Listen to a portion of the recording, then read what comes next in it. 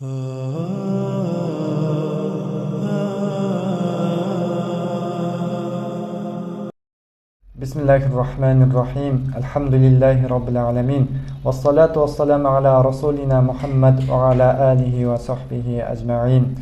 Allah Ta'alaga çeksiz şükürlerde aytıp, sүйүктүү пайгамбарыбыз Muhammad sallallahu aleyhi ve sellem'ga salam salattарды aytıp, бүгүнкү сабагыбызды баштайбыз иншаллах. Бүгүн биз окуясынан сабак ала турган сахаба ал Al-Bara ibn Malik al-Ansari. Бул сахаба жөнүндө Умар ibn al-Khattab айткан.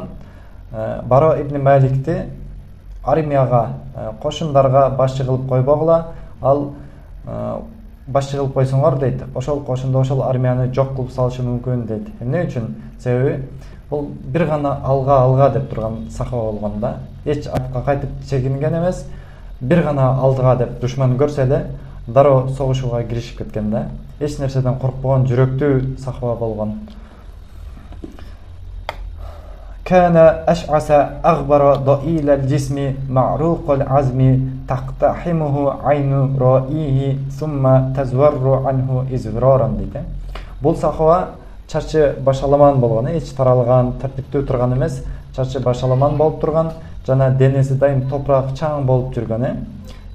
Денеси болсо аябай арык болуп, сөөгү көрүнүп турган да, аябай эти аз болгон денесинде. Аны көргөн адам жакшы көрө алган эмес, ушунчалык арык болгон, жакшы көрө алган эмес, жана караса ал адамды, ал сахабаны, андан жүз үрүп кетишкен.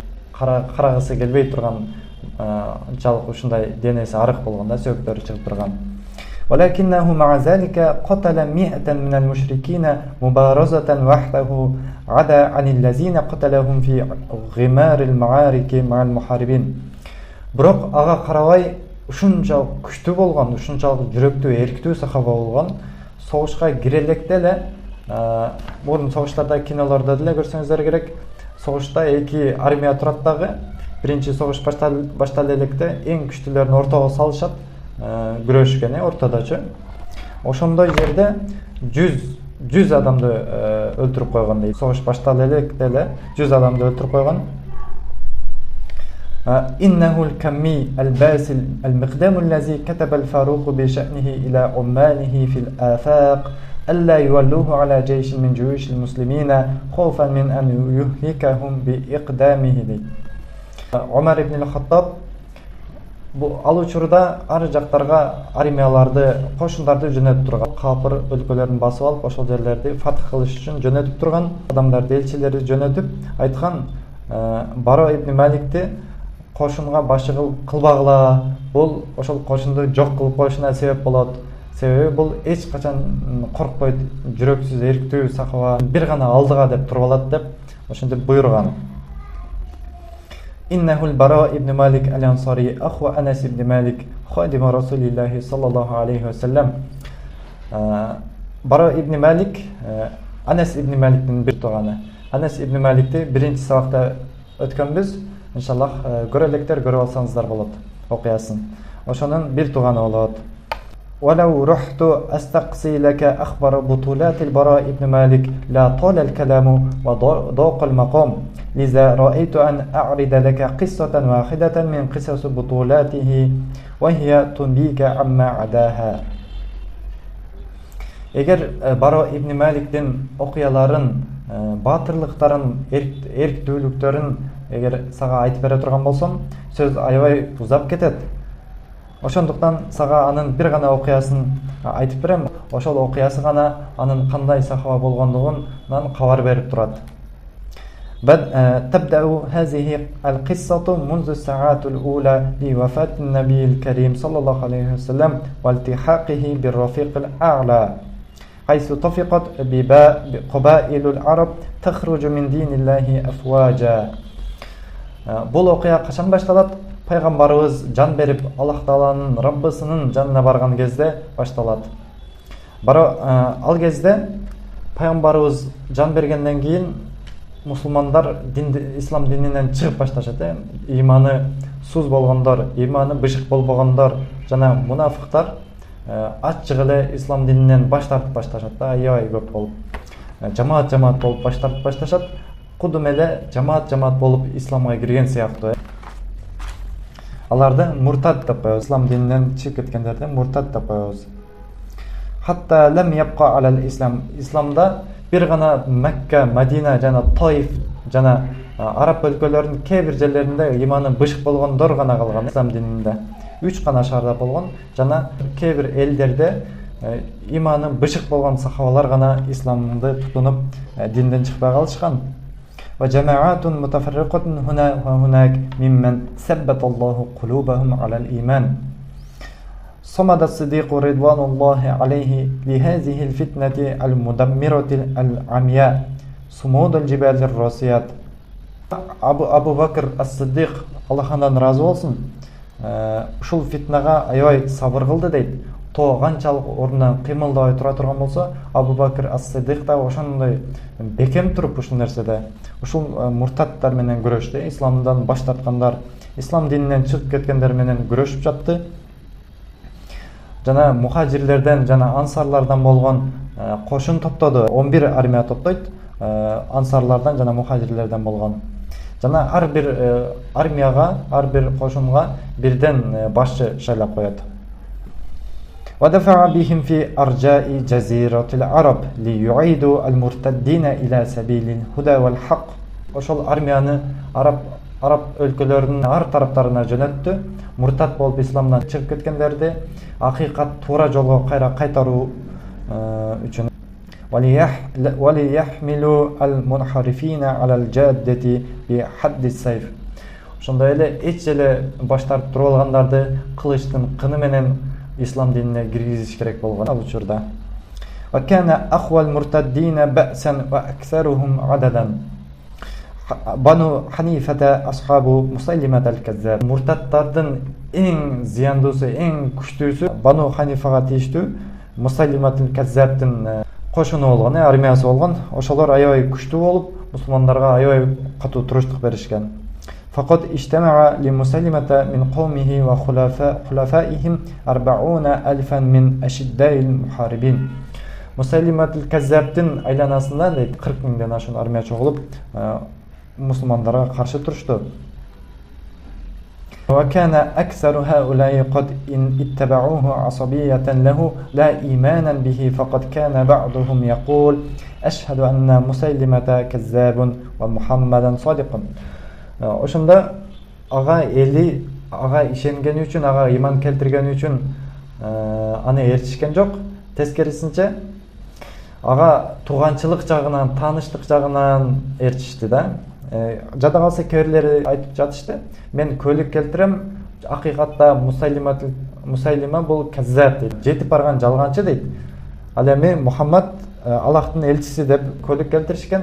Аллахтын элчиси жана ал содик чынчыл деп айтышкан. Робия деп коет. Робия деп ошол Мусайлимат каззабдын ата тегин айтып коет. Бир ата тегине тийиштүү бир кабиланы айтып коет. Ошону Робия деп коет. Мага сүйүктүүрөөк дейт. Кимден сүйүктүүрөөк? Чынчыл болгон Мухаммаддан дагы, Мухаммаддын теги болгон Мудордон дагы мага сүйүктүүрөөк деп айтышкан да кээ-бирлери. Hazama Musaylimatu awwala jayshin kharaja ilayhi min juyush al-muslimina bi qiyadati Ikrimah ibn Abi Jahl wa raddahu ala a'qabihi. Musaylimat al-Kazzab birinchi musulmandардын birinchi кошуунун birinchi армиясын жеңип кайра артка кайтарып жиберет. فأرسل له الصديق جيشا ثانيا بقيادة خالد ibn al-Walid. Анын артынан Абу Бакр Халид ibn Walid, Аллахтан разы болсун, ошол сахабаны жөнөтөт. Ошол сахабанын башчылыгында бир кошун жөнөтөт, армия жөнөтөт. Хашада фихи вужуха ас-сахабати мин ал-ансари вал-мухажирин. Ва кана фи тали'ати хаулаи ва хаулаи al-Bara ibn Malik al-Ansari ва нафарун мин кумат al-muslimin. Ал кошунда ансарлардан жана мухажирлерден болгон сахабалар бар болчу, жоокерлер. Жана алардын эң алдында Баро ибн Малик ал-Ансари дагы бар болчу, жана бир канча аябай күчтүү баатыр сахабалар бар болчу.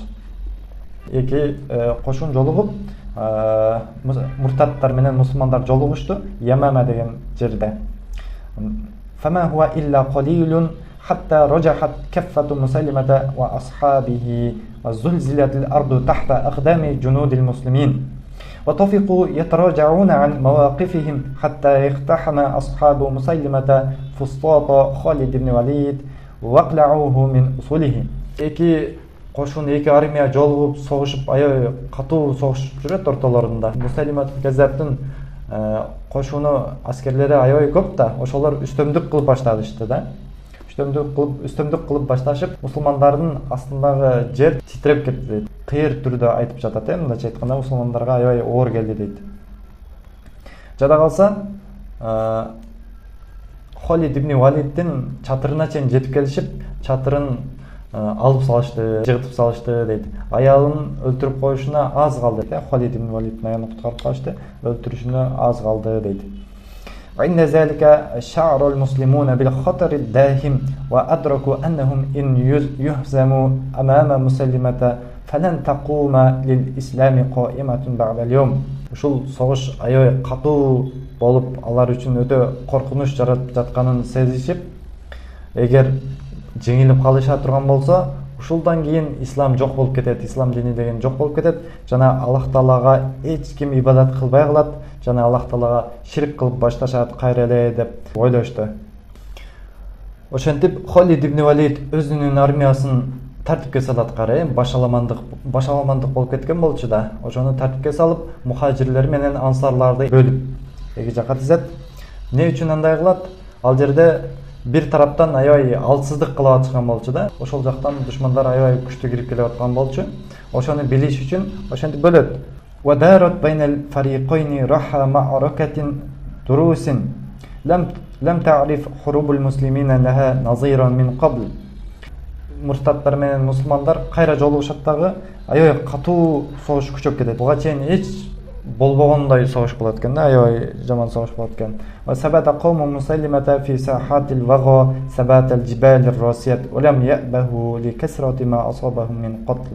Мусайлимат Каззабтын аскерлери ушунчалык ооруларына бышык турушту дейт. Алардан аябай көп өлгөндөр болсо дагы аларга эч маани беришпеди дейт. Эч коркуп аркага качышпады дейт. Ва абдал муслимуна мин хуарикил бутулат ма лау жуми'a лакана малхаматан мин вараи'ил малахим. Ошондо мусулмандар өздөрүнүн ушунчалык эрдиктерин, баатырлыктарын көрсөтүп баштады. Эч өздөрүнүн аябай жанын аябай ушунчалык баатырлыктарын ошол жерде көрсөтүштү дейт. Эгер ошол окуяны топтоп бир ыр кылып жаза турган болсоң, мындайча айтканда акындар ыр жазышкан да. Өзүнчө согуштар жөнүндө ырлар өзүнчө жазышкан. Ошондой бир ыр кылып жаза турган болсоң, аябай көп сонун бир ыр болуп калмак дейт. فهذا ثابت ابن قيس حامل لواء الأنصار يتحنط ويتكفن ويحفر لنفسه حفرة في الأرض. Ошондо Сабит ибн Койс деген сахаба байракты көтөрүп жүрөт болчу. Байракты көтөргөн сахаба болчу. Ал өзүнүн кепиндеп алды дейт. Өзүнүн кепиндеп, өзүнө мисктерди сүйкөп, жана өзүнүн жанына бир жерде казып туруп, мындай неме сыяктуу, кабыр сыяктуу казып туруп, ошонун тизесине чейин ошол жерге түшүп алды дейт. Мындайча айтканда өлүмгө даяр туруп алды дейт. فينزل فيها إلى نصف ساقيه ويبقى ثابتا في موقفه يجالد عن راية قومه حتى خر صريعا شهيدا. Ошентип эмне болсо дагы байракты эч качан түшүрбөй мусулмандардын бышык турду ордунда, бышык туруп, акыры муртаттардын колунан жан берди, шehit кетти. وهذا زيد بن الخطاب أخو عمر بن الخطاب رضي الله عنهما ينادي في المسلمين. Бул жакта болсо Умар ибн Хаттабтын бир туганы Зейд ибн Хаттаб мусулмандарга ушинтип кайрылат. Эй адамдар дейт, катуу тиштенгиле дейт, катуу тиштенгиле дейт, десе айтканда бышык тургула дейт, күчтүү болгула дейт. Одрибу фи адувикум вамду кудман. Душманыңарды ургула жана бир гана алдыга кеткиле дейт. Эй адамдар дейт, Аллага касам ичем, ушул сөзүмөн кийин экинчи сүйлөбөйм дейт. Качан гана Мусайлимат Каззаб өлтүрүлгөнгө чейин, же өзүм өлтүрүлгөнгө чейин эч качан сүйлөбөйм деди. ثم كر على القوم فما زال يقاتل حتى قتل. Согушуп атып, ал дагы шehit кетет. وهذا سالم مولى أبي حذيفة يحمل راية المهاجرين. Ал эми бул жакта болсо Аби Хузайфанын башчысы Салим muhajirlerдің байрағын көтеріп жүреді болчу.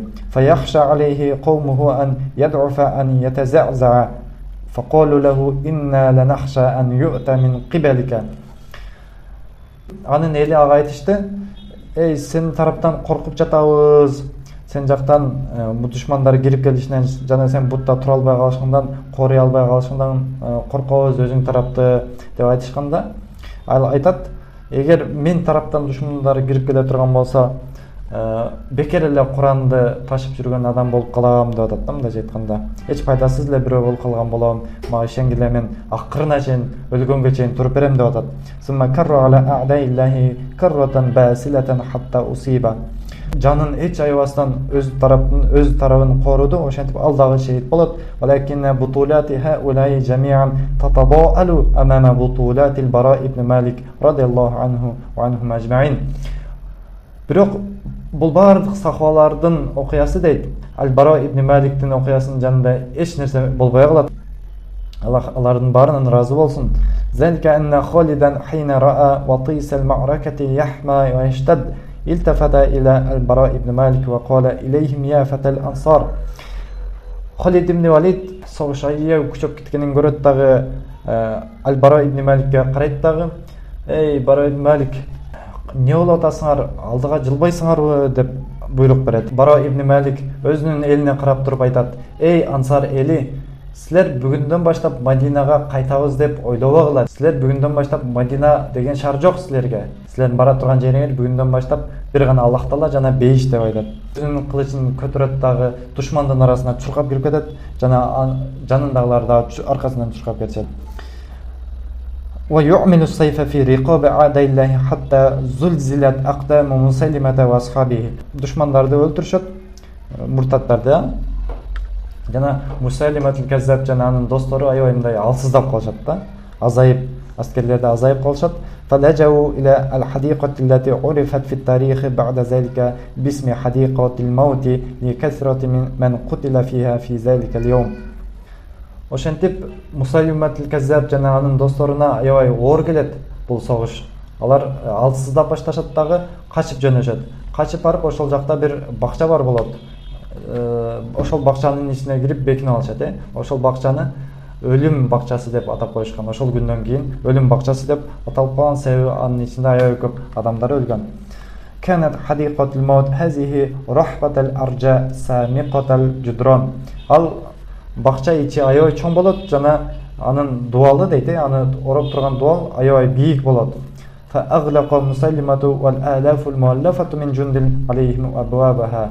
Ичине киришип, эшигин жабышып, бекинип алышат ичине. Жана ичинен окторду атышып мусулмандарга, октор жамгыр сыяктуу жаап турду дейт мусулмандардын үстүнө. Ошондо мусулмандардын эң күчтүү сахабасы Бара ибн Малик коркпогон сахаба айтты: "Мени ушул неменин үстүнө койгула" дейт. Ушул калкандын үстүнө койгула дагы, мени ушул бакчанын ичинде эшигинин жанына ыргытып жибергиле деп айтат. Коому дароо отургузушту дагы. Ал аябай жеңил болчу да, ал сахаба. Денеси жеңил болчу, арык болчу. Ошентип найзалар менен көтөрүштү дагы, ыргытып жибергенде ал учуп барат дагы, миңдеген муртаттардын арасына чагылган сыяктуу түшүп барды дейт. فنزل عليهم نزول صاعقة дейт. وما زال يجالدهم أمام باب الحديقة. Ичинде алар менен согушуп отуруп, кылычы менен ондогон муртаттарды өлтүрөт. Ошол муртаттарды өлтүрүп туруп, тазалап ошол эшиктин алдынча, ошол эшикти ачып берет. Анын денесинде 80ден ашык жаракат болот. Кылычтын жаракаты, октун жаракаты, найзанын сайылгандары, денесинде мындай бир соо жери калган эмес эле дейт да. Аябай алсырап калган дейт жатыпчы. Ошондо аны мусулмандар алып чыгышып, ал хадикадан өздөрү агып сел сыяктуу киришет. Муртаттар менен кайра күчөп кетет. Сол жерден 20 000 муртаттарды өлтүрүп, Мусайлиматул Каззабга жетишип, ошол Мусайлиматул Каззаб башчысын дагы башын алышат ошол жерде. حمل البراء ابن مالك إلى رحله ليداوى فيه. ابن مالك дарылануу үчүн өзүнүн немесине миндирип алып кетишет.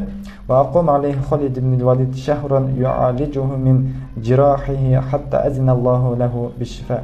Ошентип Халид ибн Валид бир ай жанында дарылап отурду. Аллах Таала шифа берди дейт. وكتب لجند المسلمين على يديه النصر. Жана ушул сахабанын себебинен дейт Аллах Таала мусулмандарга жеңиш тартуулады. ظل البراء بن مالك الأنصاري يتوق إلى الشهادة التي فاتته يوم حديقة الموت. Ал жерде мен шейит болам деп ойлогон болчу да, бирок Аллах Таала шифа берип өлтүрбөй койду. Ал сахаба дагы деле шейит болууну каалап жүрөт болчу. Ва тофиqa яхуду al-ma'arik wahidatan ba'da ukhra shawqan ila tahqiqi umniyatihi. Ошентип андан кийинки дагы газваларга катышып жүрдү, өзүнүн ошол чоң максатына жетүү үчүн. Ва ханинан ila lihaqi bi nabiyil karim. Ошондой эле Аллах Таалага жана пайгамбарыбызга жолугууну аябай каалап, ошол максатты катуу карманып жүрөт болчу. Хатта кана яуму фатхи Тустар. Ошентип Тустар деген жерди фатх кылган күнү, Тустар деп Хузестан деп койду. Азыркы Иран бар го, ошол Ирандын түштүк батышында жайгашкан жери Хузестан деген. Ошол жерди фатх кылышат да мусулмандар.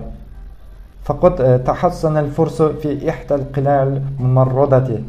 Ошол персиялыктар аябай чоң дубал, аябай чоң чептин ичинде бекинип алышкан болчу дейт. Мусулмандар болсо, аларды кудум билерик колго тагабыз го, билерик мынтип курчап калат го.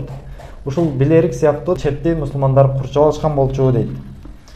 Персиялыктарды. Фаламма طال الحصار واشتد البلاء على الفرس جعلوا يدلون من فوق أسوار القلعة سلاسل من حديد. Курчап алганда ал душмандар эмне кылышты?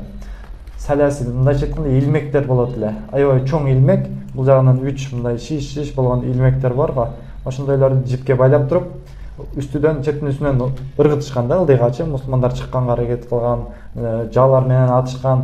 Ошолорго илмектерди таштап тартышкан да. Ал илмектерди да жөн таштабай, биринчи отко аябай кызытып, кып-кызыл, чоктон дагы кызыл болуп калат да. Ошондой болгондо ошону ташташкан мусулмандарга. Ал менен ташташса, же өлүп чыгат, же болбосо чала жан болуп чыгат да. ألقت بها كلاليب من فولاذ حميت بالنار حتى غدت أشد توهجا من الجمر فكانت تنشب في أجساد المسلمين وتعلق بها فيرفعون إليهم إما موت إما على وشك الموت فعلق كلاب منها بأنس بن مالك أخي البراء بن مالك. Ошол илмектердин бирөөсү дейт, Анас ибн Маликке элешип калат. Көтөрүлүп чыгып кетип жатканда чурка барат дагы дуалга жармаш барып, Бара ибн Малик кармап калат дагы, колу менен чыгарганга аракет кылат. Колу менен чыгарып жатып, аябай кызыл, кып-кызыл болот да, алчы кызыган темир да. Ошону колу менен кармап туруп чыгарат, колунун эти сыйрылып, күйүп, түтөп, сөөгү көрүнүп калат колунунчу. Колун сөөгү көрүнүп калып, ошентип чыгарып, бир туганын куткарып түшөт. وفي هذه المعركة دعا البراء بن مالك الأنصاري الله أن يرزقه الشهادة فأجاب الله دعاءه حيث خر صريعا شهيدا مغتبطا بلقاء الله تعالى. Бара ибн Малик ушул газвада Аллах Таалага дуа кылат. Ушул газвада баягы чоң өзүнүн максаттары бар го, шейит кетиштик, Аллах Таалага жолугуш, пайгамбарыбызга жолугуш деген максаттарын Аллах Таалага айтып, аябай катуу дуа кылат дагы. Ушул жерде ушул максатына жетет. Ушул газвада Аллах Таала бул сахабаны Бара ибн Маликтин жүзүн нурлуу кылсын, бейишке киргизсин жана пайгамбарыбыз менен жолуктуруп, көзүн сүйүнтсүн, жүрөгүн сүйүнтсүн. Аллах Таала бул сахабадан дагы бардык сахабалардан жана бардык мусулмандардан баарыбыздан Аллах Таала ыраазы болгон болсун. سبحانك اللهم وبحمدك أشهد أن لا إله إلا الله وحده لا شريك له وأشهد أن محمدا عبده ورسوله.